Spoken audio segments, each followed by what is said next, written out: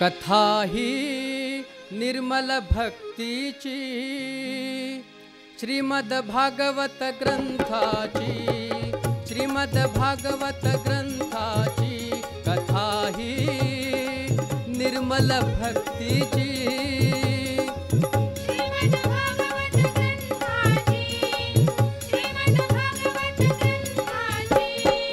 नारद मुनी सांगती व्यासांना, व्यास सांगती पुत्र शुकाला, शुकाचार्य नृप परीक्षितीला थोरवी भगवंताची।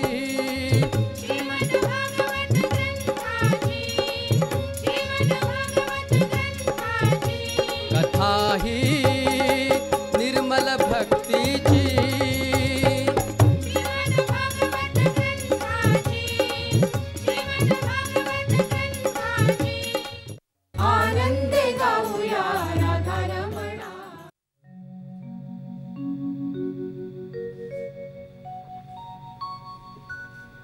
गोपाल कृष्ण भगवान की जय, गोपाल कृष्ण भगवान की जय। भक्तवत्सल भगवान भगवंताला विनम्र वंदन करतो, मातृपृथ्वी चरण कमलांना वंदन करतो, सगळ्या संत सज्जनांना वंदन करतो आणि भाविक सज्जन हो, आपणा सगळ्यांना नम्र अभिवादन करतो। भगवंतांनी जगाच्या कल्याणाकरता जे अवतार घेतले, त्या प्रत्येक अवताराचं वैशिष्ट्य प्रत्येक ग्रंथामध्ये सांगितलेलं आहे। श्रीमद भागवत ग्रंथामध्ये भगवान गोपालकृष्णांचा अवतार म्हणजे भगवंताचा 8वा अवतार याचं वर्णन केलेलं आहे। सगळ्यांना आनंद देणारा असा हा पूर्ण ब्रह्म परमात्मा भगवान गोपालकृष्णाचा अवतार का बरं मी अवतार घेतो? भगवंत म्हणतात की मी अवतार घेतो जगाच्या कल्याणाकरता, दुष्टांचा विनाश करण्याकरता आणि धर्म लोप पावला असताना त्याचं उत्थान करण्याकरता मी हा अवतार घेतो।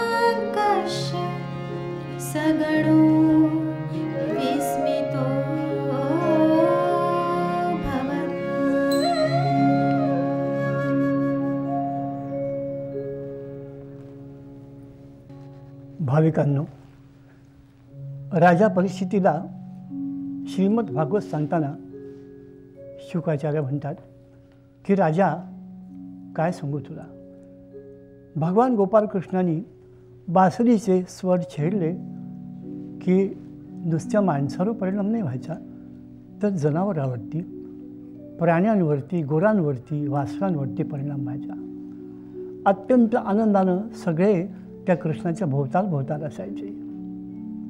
एकदा कंसानी काही आपल्या सेवकांना पाठवलं, गोकुळातल्या सगळ्या गायी तुम्ही चोरून घेऊन या। अर्थातच घोड्यावर आले ते, त्यांच्या हाती शस्त्र, आणि गायींना वनातून त्यांनी तुटावून लावलं मथुरेकडे जायला। एका गोपाळाने येऊन सांगितलं, कृष्णा बघ आपल्या गायी नेता आहेत ते। कोण रे? कंसाचे सेवक। भगवंत म्हणतात थांबा, त्यांच्या हाती शस्त्र आहे, आपण समोर जायचं नाही, आपण शांततेने करूया आपण काय करायचं ते। भगवंतांनी आपल्या कमरेला खोचलेली बासरी काढली आणि बासरीचे स्वर छेडल्याबरोबर धावत गेलेल्या गायी तशाच परत आल्या गोकुळामध्ये.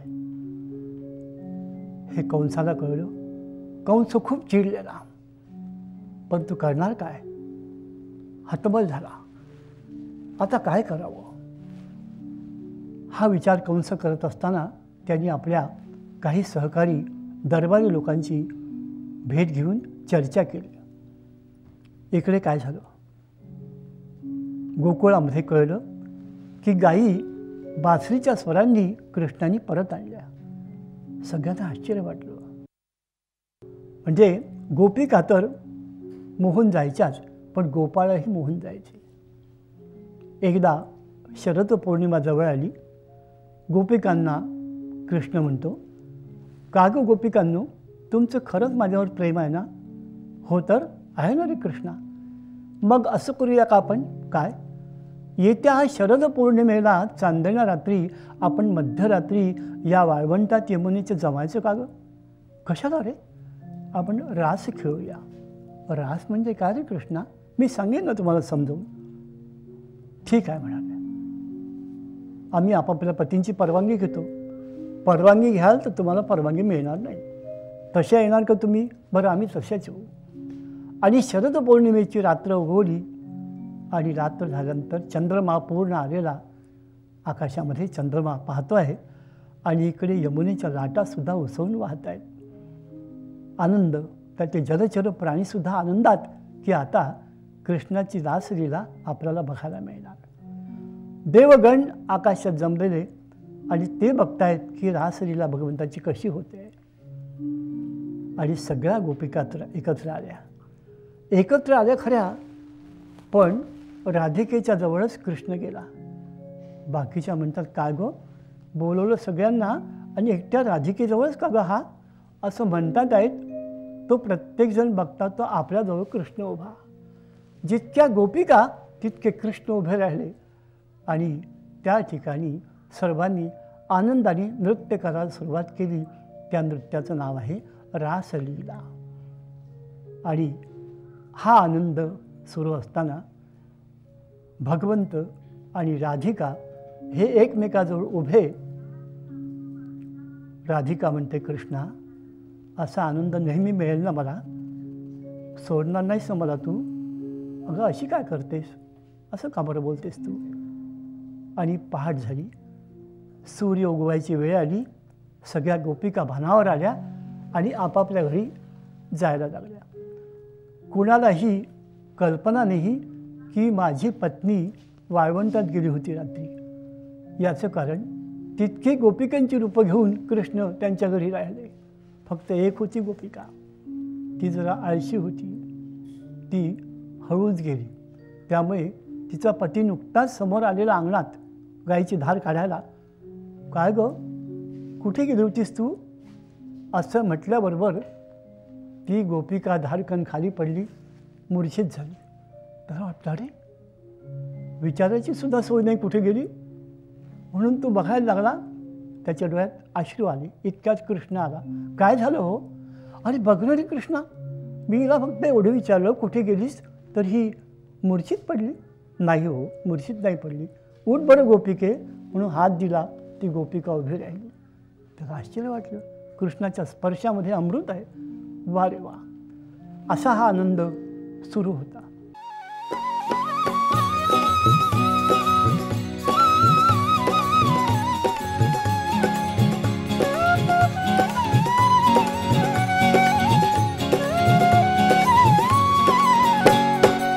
माझा कृष्ण इथे राहतो, माझा कृष्ण इथे राहतो.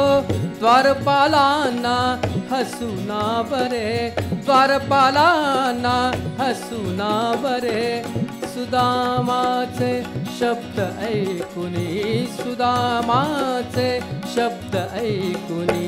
श्रीहरी धावे महाद्वारी, हो सुदामा येई द्वारकापुरी, सुदामा येई द्वारकापुरी. सुदामा येई द्वारकापुरी, सुदामा येई द्वारकापुरी.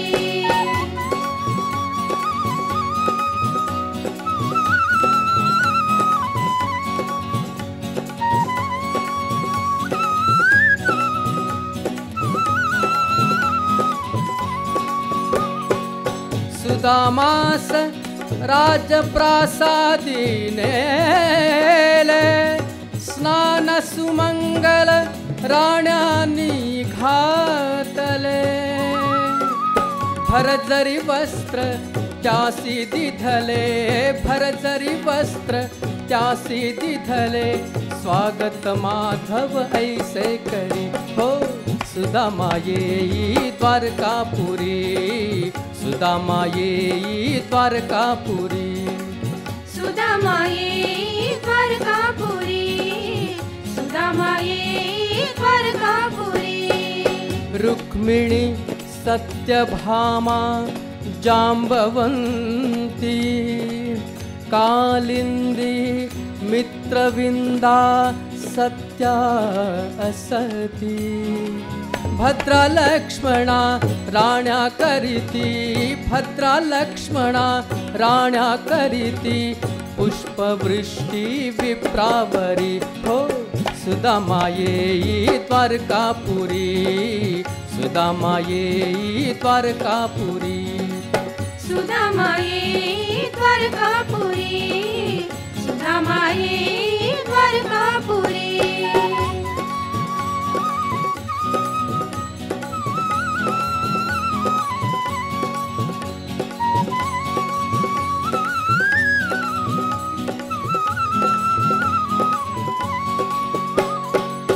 हाली चंदन लावी श्रीहरी,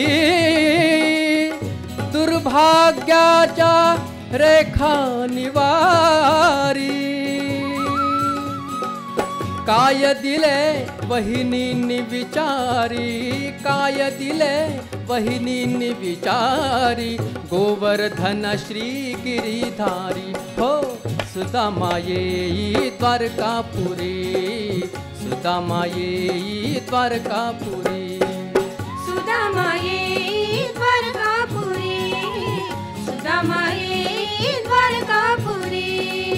दैन्य जाणुनी श्री चक्रधारी, दिली वैभवी सुदाम नगरी, धन्य सुदामा मित्र भेटला, धन्य सुदामा मित्र भेटला, वैकुंठीचा श्रीहरी हो सुदामा येई द्वारकापुरी, सुदामा येई द्वारकापुरी, सुदामा येई द्वारकापुरी, सुदामा येई द्वारकापुरी, सुदामा येई द्वारकापुरी, सुदामा येई द्वारकापुरी, सुदामा येई द्वारकापुरी, सुदामा येई द्वारकापुरी, सुदामा येई द्वारकापुरी, सुदामा येई द्वारकापुरी.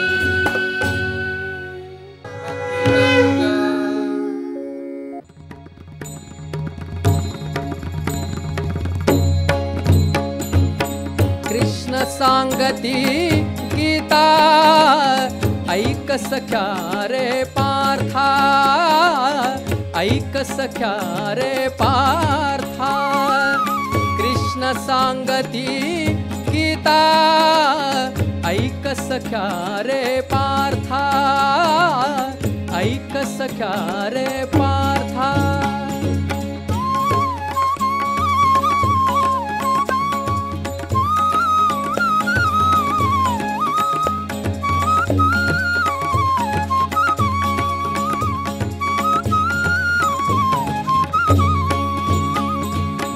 ज्यावेळी धर्म लोपतो अधर्म धरणीवरी माजतो, सद्धर्माला उज्ज्वल करण्या अवतरतो मी जगता, ऐक सख्या रे पार्था, ऐक सख्या रे पार्था.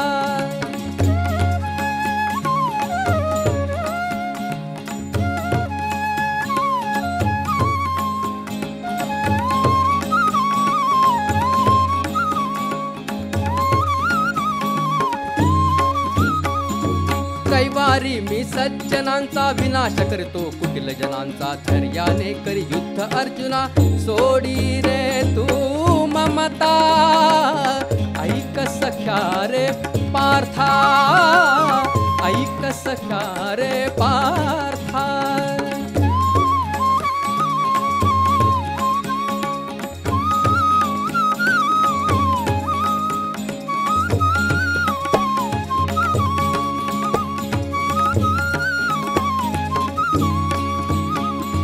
कर्म जसे त्या परी भोगणे, इथेच फेडावे रे देणे. सत्कर्म करी निर्धारण, मीच भाग्य विधाता. ऐक सख्या रे पार्था, ऐक सख्या रे पार्था.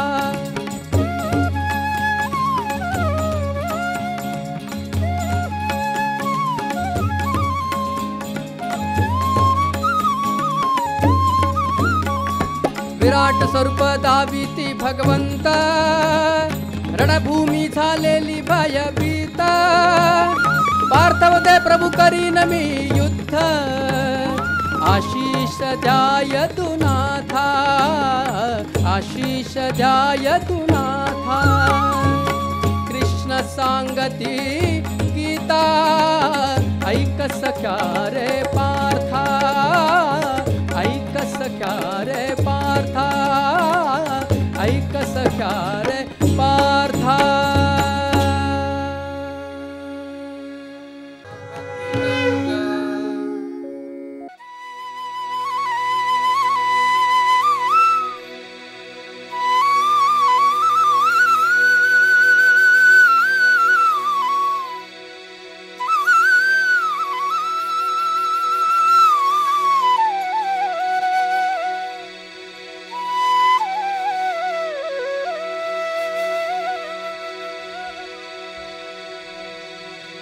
मोह कहे रूप तुझे श्याम सुंदरा, मोह कहे रूप तुझे श्याम सुंदरा. यौवनात दिसल कसे दाखवे जरा, यौवनात दिसल कसे दाखवे जरा. मोह कहे रूप तुझे श्याम सुंदरा, मोह कहे रूप तुझे श्याम सुंदरा. यौवनात दिसल कसे दाखवे जरा, यौवनात दिसल कसे दाखवे जरा.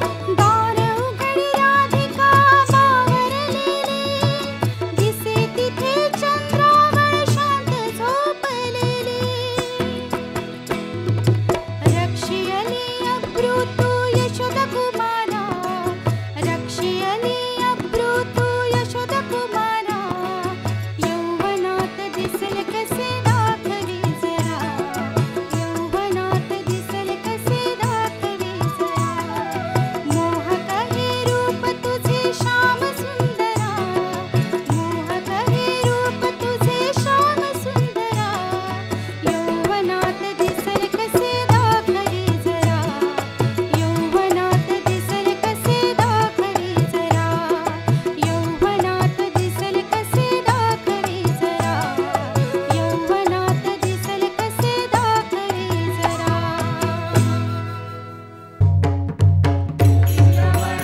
हरी गोपाळ म्हणा गोविंद म्हणा हरी गोपाळ म्हणा आनंदे गाऊया राधारमणा आनंदे गाऊया राधारमणा गोविंद म्हणा हरी गोपाळ म्हणा गोविंद म्हणा हरी गोपाळ म्हणा आनंदे गाऊया राधारमणा आनंदे गाऊया राधारमणा गोविंद म्हणा हरी गोपाळ म्हणा गोविंद म्हणा हरी गोपाळ म्हणा आनंदे गाऊया राधारमणा आनंदे गाऊया राधारमणा गोविंद म्हणा हरी गोपाळ म्हणा गोविंद म्हणा हरी गोपाळ म्हणा आनंदे गाऊया राधारमणा आनंदे गाऊया